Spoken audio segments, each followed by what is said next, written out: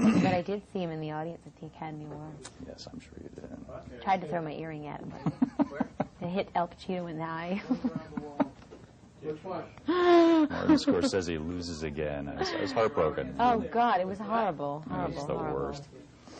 Okay, Robert, let's clear. Are we close? And Kurt, you're up. Okay. Tour films, I think music tour films are always a cliche by now. You follow a band around. This is nothing like any other tour film that's ever been done, I don't think, since the Rolling Stones, maybe. Did you start out to make this kind of movie, or did it just kind of evolve this way? It evolved, yeah. We started out just wanting to basically document what we were doing on stage and get some backstage footage to sort of, you know, shoot some black and white backstage stuff to cut away and give you a sense of being on the road, you know. But then I got more interested in the backstage footage. So the backstage took over, right? It absolutely took over. I mean, and my rationalization for that was that I thought it is a live medium. Yeah. You know, most people will already have seen the show that want to see the show, and to try and really fully capture that completely, I don't think you'll ever. I think you'll always sell it short. Yeah. So let's concentrate on the backstage stuff, because that certainly was more interesting to me. And I mean, we didn't really know exactly what we were doing, but when you were watching the rushes, or if you're watching the footage of this and you see yourself in it without makeup and you're wearing this little shower hat and stuff, did you think, gee, should I be doing this? I mean, no, I said, ooh, I look really grody good. Why would that be good? Well, because everybody has a preconceived notion about me, you know, because I love to be glamorous and stuff. But, I mean, to show other dimensions, you have to sort of be willing to get down to the nitty-gritty, undressed, so to speak. Do you think this is a totally honest movie, the way it's come out? Totally honest. Is there anything you've held back at all? Oh, absolutely. I mean, but there's no way that you could have seen every aspect of my life in 2 hours. I mean, true. the camera, even if the camera followed me around for my entire life, you know, how can you ever really completely know me? But even a lie is very telling. So, you know, I'm not one of those people that think, oh, they know that the camera's on, they're not telling the truth. I mean, if you go into a psychiatrist's office and you say, you know, you sort of change the truth a little bit, or you make, you know, or whatever, there's still something revealing about that. Even a performer who's actually on stage performing, there's something revealing about their persona, their personality, their character. Do you seek out in your own life? Do you seek total honesty in every situation, or are you? I seek it out. I can't say that I'm always victorious. But if everyone were totally honest 24 hours a day, wouldn't somebody wind up getting hurt eventually? Yes, because the truth does hurt. I mean, honesty is a frightening concept to most people. But on the other hand, if people got used to it, maybe it wouldn't be so frightening. And that's part of the whole thing about the movie. There's a lot of frightening concepts in the movie, which I think if people would allow themselves to be more open to on a day-to-day basis, it wouldn't be so frightening. It's like there's a girl, I guess a high school friend of yours, Moira, turns up in this movie, and she's had a tough time, obviously. She wants you to be the godmother of her baby. And then you reveal, out of nowhere, that this is a woman who taught you how to make out and use tampons and introduced you to digital manipulation, I suppose we could say. That's. I don't think it was cruel, but it's so frank. I mean, she would probably be devastated, I would imagine. I don't think she'd be devastated. In fact, she knew I was saying those things because she responds to my questions in another interview that she's, like, in other words, Alec, the director, went back to her and said, Madonna says you did this, this, this, and she would look into the camera and frankly answer the question. I think if she didn't want to deal with it, she wouldn't have did it on camera. You know, she wouldn't have dealt with it. And how do you think she comes off in this? She seems... I think she comes off as a fragile human being, but I do think that she comes off as a person that loves me, that cares for me. I mean, and ultimately, I feel that I come off the same way. But the thing about Moira was that I really I hadn't seen her in so many years. And the meeting that we have in the hallway is a surprise. The director set the whole thing up and had her there waiting while I'm rushing out to go to a sound check. My head is spinning. I'm thinking about a million things. The next day is the Dick Tracy premiere, whatever, and I'm thinking, oh my God, now I have to deal with this. I mean, it's like an explosion from my past, you know. And those things that I said about Moira were, you know, part of an interview that Alec conducted where he was asking me about her and stuff, and it was really a coincidence that in Japan, I start talking about her. You know, I said to my makeup artist, you know, you remind me of somebody. And then it was a coincidence that I would happen to run into her because I had no idea where she lived. So there's another. We don't meet a lot of your family in here. We know you have one brother on tour with you. He's an artist, but we meet Martin, your other brother, in this, and he turns up, and he's sort of trying to convince people that he's pretty tight with you too. It's not entirely convincing. Well, he's a bit of a con artist. That's the charming thing about my brother. But then you're telling us the security guy, if he turns up with his entourage, watch him because my brother's crazy. And then he turns up late and you've gone to bed. Yeah. And this is all being filmed. Well, about 5 hours late. Well, he has to crawl out with his tail between his legs and his friends with him. It's so touching, you know. But that's life, isn't it? I mean, I wanted to show a slice of my life, and that's part of my life. And in a sense, that is a microcosmic sort of display of my relationship with my brother. I mean, I adore my brother, you know, but he's a real con artist, and in a way, he's a great actor. He's very entertaining. He has sort of a very dark sense of humor, and that's just, I like the juxtaposition of my relationship with my brother Christopher and my relationship with my brother Martin, you know, because Christopher's very much a part of my life and always has been. You know, when I left and moved to New York, he came to New York too, and we are very often, you know, working in the same worlds, whether it's dance or theater or art or whatever. And my brother Martin has a very separate life from mine. He stayed in Michigan. He does very different things. He has different interests. He evolved in a different way. So I wanted to show that, you know, even though he's my brother, the differences, you know, of somebody. And that happens with friends. I mean, there are people that sort of grow with you and come up with you and you relate to them. And then there's people that they sort of went off on their own thing and did their own thing. So you mentioned in the movie that people talk about how stardom changes you, but they don't talk about how it changes other people's attitudes toward you. Does that apply to your family also? Do they react to you in a different way? Yeah, to a certain extent. But you have to understand my family's, you know, used to me for a lot longer than everybody else. So, you know, and I actually think they do a pretty good job of dealing with it all. My father's very good at sort of making sure that, you know, nobody gets treated differently than I certainly don't get any sort of star treatment when I go home, and he's as interested in the accomplishments of my other brothers and sisters as he is in mine. So, but it is to a certain extent, like I have certain brothers and sisters that don't like to call me by my first name now because the whole world calls me by my first name, so they call me by my middle name. What do they call you? Louise. Louise? Mm-hmm. You don't seem like a Louise. I'm not sure if that would work. I'm sorry you feel that way, Kurt. There's like Kevin Costner also crops up in this. I thought it was really hilarious. I mean, is he aware that his little vignette in here is going to be in the movie? Yeah, he knows it. How does he feel about that? I don't know. I haven't asked him. But do you have his phone number? I mean, we could call him up right now. Well, maybe afterwards. No, I don't. You know, I don't. I know I'm making fun of him to a certain extent. I'm basically, you know, I think Kevin has this sort of real Jimmy Stewart, aw shucks kind of image, you know, and you know, I just was teasing him about it, and I certainly wouldn't feel comfortable about showing that scene in the movie if I didn't make fun of myself constantly throughout the whole movie. So. No.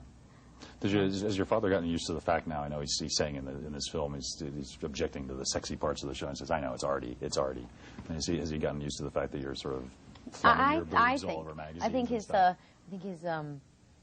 you know, his kind of protesting of it, you know, is almost like a reflex more than a, because I know he expects it of me now, and he doesn't, you know.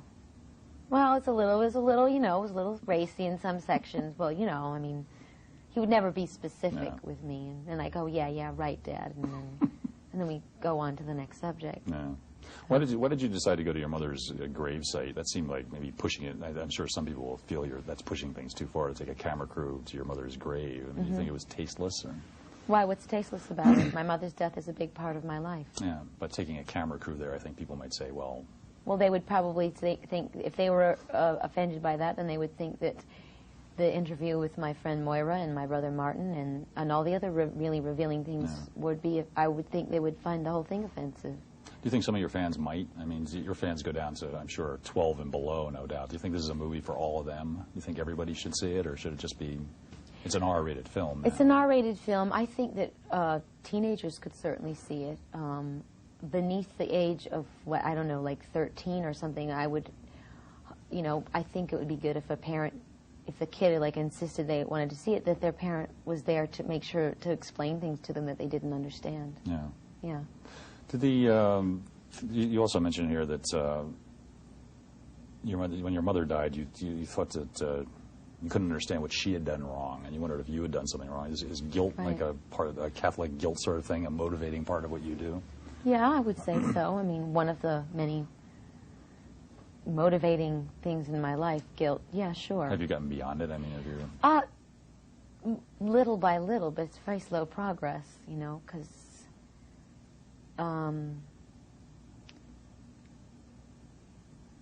I don't know, there's a certain kind of humility that's taught in the Catholic Church, Yeah. you know, and there's a constant striving and a certain work ethic and an idea that, you know, you're not supposed to really indulge yourself too much and to have many sensual pleasures or things Yeah. like that. And one is brought up to believe in those things and to sort of live a puritanical life. And so you think, wow, I live in this beautiful house in the Hollywood Hills, and I can, have private planes, and I can have all these luxuries, and every once in a while you go, but God, you know, do I deserve it? And, and I look at my friends and members of my family who aren't as lucky as I've been, and, you know, of course, then that also makes me feel guilty. Do you look at it as luck, or do you not just look at it as achievement? Absolutely achievement. I worked very hard for what I have, but I was lucky to have the nerve and the courage to do what I do, you know. Yeah. I mean, let's face it. Most people who've gone through what I've gone through would have a very long tail between their legs. Would they? So, well, maybe. I mentioned to you before we started here that this woman, Camille Paglia, who is an art professor in Philadelphia, who wrote a book called Sexual Personae, Attacking Academic Feminists, wrote in the New York Times when Justify My Love came out that she thought it was pornographic, she thought it was great, MTV shouldn't have shown it, and Madonna is the future of feminism. And I'm sure a lot of feminists probably disagree with this. Do you hear from academic feminists a lot? I'm made aware of a lot of articles that are written. I know that at one point, I know they were teaching some course on me at Brown University. Madonna I 101? Or something like that, yeah. And I've met, for instance, I was in the south of France, and this girl came up to me, and she said she was like a hardcore feminist, to get, working on her master's. I don't know if it was at Harvard or whatever, and she was very, she had all this literature that she said my name came up a lot in, and she said I was the topic of many discussions, but she was very, into me and what I was doing, and she thought it was great. And so I knew that I had, I'm aware of certain aspects. I also know that Bella Abzug attended one of my concerts in New York, which I thought was hysterical. I mean, I'm flattered, I mean, do you see yourself, do you ever think about feminism yourself, or do you just see yourself carrying out your life? I'm carrying out my life. I mean, I think about humanism. I think the things that I feel like need to be changed. I mean, I'm aware of it. I'm aware of sexism. I'm aware of racism. I'm aware of homophobia. I'm aware of all of these things. When I started out, I didn't go, okay, these are all these things, these subjects.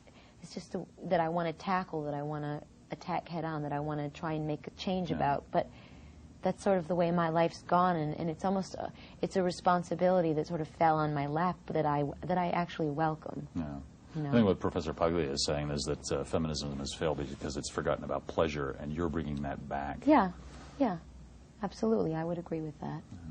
Did you? There's also a vignette in the film which shows a gay pride parade in New York, and it has Queer Nation is in there. I wonder if you're aware of the group in New York that is now putting out posters that say "Absolutely Queer," and they'll have a picture of a very hot young actress or a very well-known outing. Yeah. Yes. What do you think of that practice? I think it's a tough one. I think, it's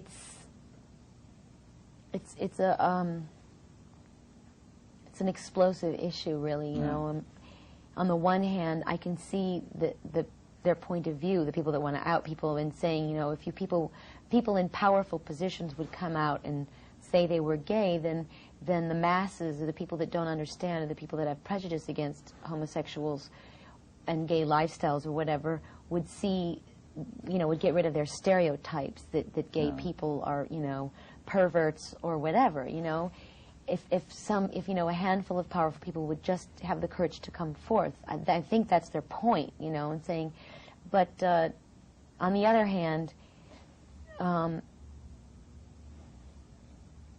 other side of the argument is, I'll come out when I'm ready to come out, or I'll say my sexuality or my sexual preference is nobody's business. There's two sides of the story. I think that dominates the argument, though, doesn't it? I mean, people have a right to say what they want when they want to say it. Yeah.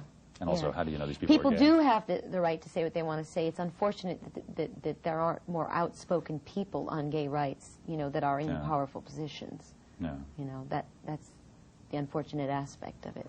And it's unfortunate that saying somebody's gay is such a frightening thing in the world today, that it's such a frightening concept, No doubt, to some extent, because of AIDS, I would imagine. Absolutely, right? Because of AIDS, yeah. The premieres for this movie are going to be AIDS benefits, I gather, are they not? And you continue trying to do something. Do you read up on that? Do you try and keep up with what's going on medically with AIDS? Yeah, I try to. Obviously, it used to be in the newspapers all the time. Now it's not like front page stories anymore. Yeah. But I get literature from Matilda Krim and APLA and AMFAR and stuff, as far as recent developments in experimental medications and stuff like that. So, yeah. Okay. Good. I wondered. In the film. Your visit to Toronto is portrayed, and we had originally understood that you actually had to leave Toronto, escape Toronto, essentially, and run away. Is that what happened there? What was the upshot of all that? Didn't. Well, I didn't really know until I was told that they will, if they're going to arrest you, they will be waiting for you at the end of the show. So the idea was, okay, well, if they don't, they may change their minds, so we better get the hell out of here, before they do change their minds. So in other words, don't go back to the hotel and spend the night and leave the next day. So we sort of packed up and were ready to go. Beat a retreat out of the fascist state of Toronto, I believe you referred to it. He got out of Dodge. Will you be going back there ever again? Oh, I don't think so. Do you think there's a momentum in what you do that you constantly have to top yourself? I mean, especially after this movie, after Justify My Love. It's not an idea the idea isn't that I have to top myself, but that I have to, I have to expand my own horizons and tackle the next issue, or go further in terms of creativity and what it is I want to say and what it is I want to do. I mean, I don't want to just keep doing the same thing and saying the same thing. And the thing is that the issues that I'm interested in life are generally controversial issues, so it seems that I'm trying to do that, Yeah, well, but for me, I don't question it. It's like, this is what I have to do. But you will have to do something more spectacular each time, I would imagine. Well, doesn't everybody? I mean, so few people actually succeed in doing it, but you've been very successful in doing it. Right, well, I guess they're not as masochistic as I am. I mean, might there come a time when you just take the opposite tack and appear all buttoned up and, I don't know, with a parasol or something? Well, I'm not going to tell you, because then it won't be a surprise. You see, that will be another spectacle in itself. That's true. Maybe it's down the road a ways, right? Yeah. I wanted to ask you about the whole Justify My Love. Brouhaha. Brouhaha, yes. Oh, but can we talk about it on MTV? I think we can. Okay. Some of us wanted to see it shown on MTV, maybe late at night. We won't name any names, will we, Kurt? No, not yet. Okay. But I wonder what you made of the subsidiary controversy with the track being lifted from Public Enemy, and Lenny Kravitz is getting a lot of... Yeah, but Public Enemy lifted the track from James Brown. I mean, if we talk about... Well, now they say they brought musicians in to do that track. They say that's a musical track they created. Yes, but I challenge any rap artist to talk about originality, because they all rip off tracks from everybody else. I mean, that is the essence of rap music. Yeah. They have one would hope they have political messages or something to say in their rap, but generally it's all music borrowed from other people. Yeah. So, do you think this is a good thing, or is it simply theft? I think it's inevitable. I mean, I borrow from people all the time in my work, in my videos. I pay tribute to painters and photographers and dancers and so on and so forth. And I think that it's inevitable, and I think one should look at it as flattery, Yeah. or sort of an homage being paid to somebody. I know Public Enemy has talked about maybe working with you. They could really show you how this is done. Hell, I'd love to work with Public Enemy. They are my #1 favorite rap group. Really? Oh, good. Yeah. Were you aware of the Ingrid Chavez controversy? She claims she did the songs and you just overlaid vocals on top of it. Yes, I was aware of it, but when Lenny Kravitz brought me the song, I didn't know anything about the fact that he had worked with Ingrid Chavez. I mean, I was completely innocent in this situation. And Lenny brought me a track with, with vocals, with the lyrics written, and then I came in and changed the things that I wanted to change vocally or lyrically, and then did, my version of it. So if Ingrid did have something to do with